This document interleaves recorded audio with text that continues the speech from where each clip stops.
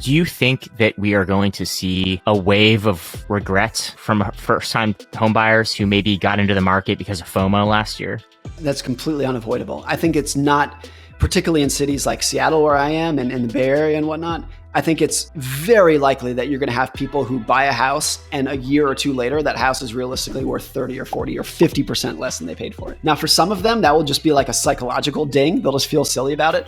But others of them will get divorced or need to relocate for a job opportunity, and they need to sell that house, and it's worth a fraction of what they bought it for. And some of those people might be technically bankrupt at that point. I mean, you can do short sales and whatnot, but there's going to be people who are financially ruined because of that. And you can say that with confidence because that's how this always plays out. Whenever there's a big run up in prices and things seem like a quote unquote bubble, the easy response is like, oh, maybe it was a bubble, but things will probably just plateau here for a while. And that's just not how things are. There's very little plateauing in financial markets. It's always in some state of boom or bust. There's really little flat lines.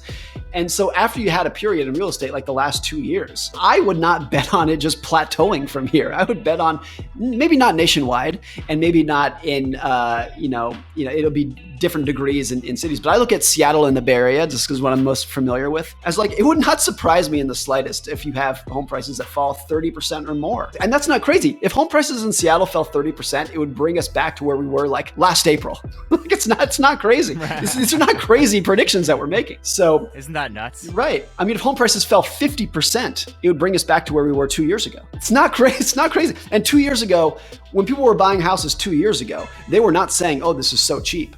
They were saying this is actually pretty expensive.